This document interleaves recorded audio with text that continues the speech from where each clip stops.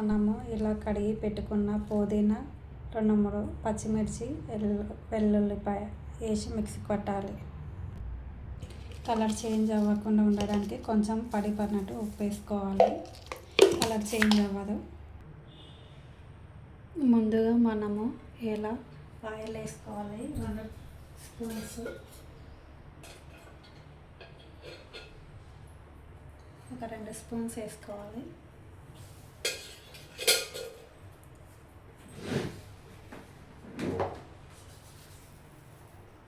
కొంచెం ఆవాలు, కొంచెం జీలకర్ర, ఒక 2 మిరియాలు. నేను స్పైసీ కోసం వేసుకుంటున్నా.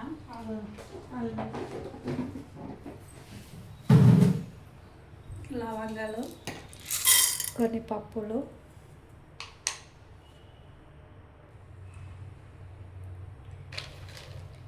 కొన్ని పల్లీలు,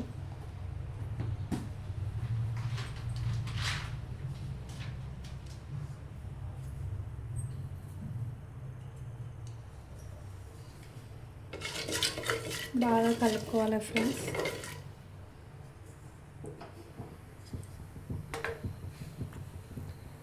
కొంచెం ఉల్లిగడ్డ,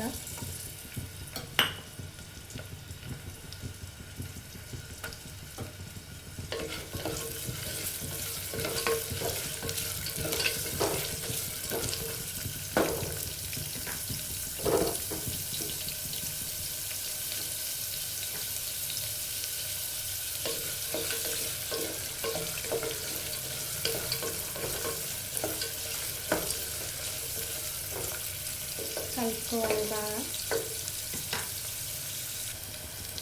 కొంచెం అల్లం వెల్లుల్లి పేస్ట్, ఫ్రెష్గా నూనె వేసుకోవాలి. మళ్ళీ ఒకసారి కలుపుకోవాలి. కొంచెం కరివేపాకు వేసి కలుపుకోవాలి. అలాగే కొంచెం జీడిపప్పు, క్యారెట్ ముక్కలు వేసి మరొకసారి కలుపుకోవాలి.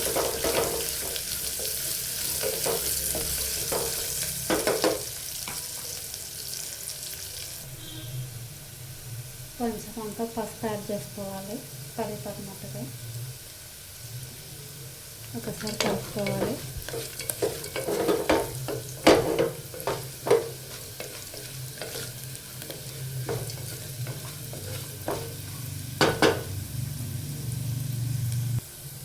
ఇలా ఒకసారి కడిగి పెట్టుకున్న బియ్యాన్ని కలుపుకోవాలి.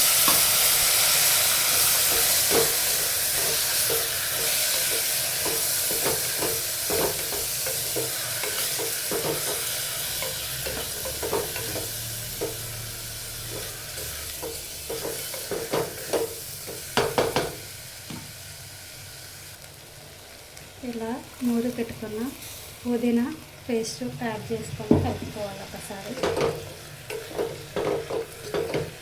బియ్యం ఎక్కువ కలపదు, కలిపితే మళ్ళా మొత్తం అలా అవుతుంది. కొంచెం పచ్చి స్మెల్ పోయేంత వరకు కలుపుకోవాలి.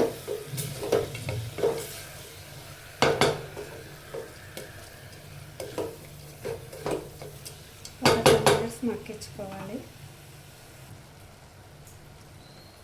ఒక గ్లాస్ బియ్యానికి గ్లాస్న్నర వేస్తున్నాం. మామూలుగా మనం ఉడికించుకొని ఉంటేనేమో ఒక గ్లాస్కి 2 గ్లాసులు పడుతుంది.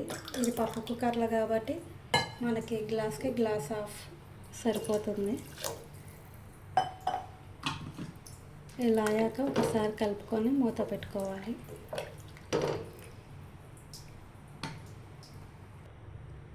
మూత పెట్టే ముందు కొంచెం సాల్ట్ యాడ్ చేసుకోవాలి.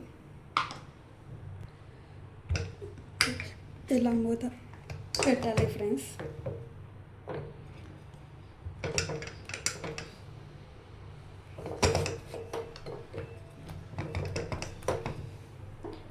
మూత పెట్టి కొంచెం స్టవ్ చిన్నగా పెద్దగా చేసుకుంటూ ఒక విజిల్ వచ్చేంత వరకు ఉంచాలి.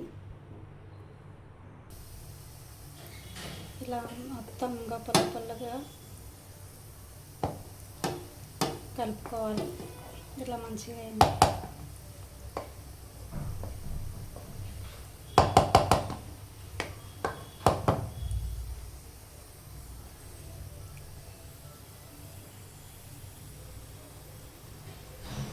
పుదీనా రైస్ కంప్లీట్.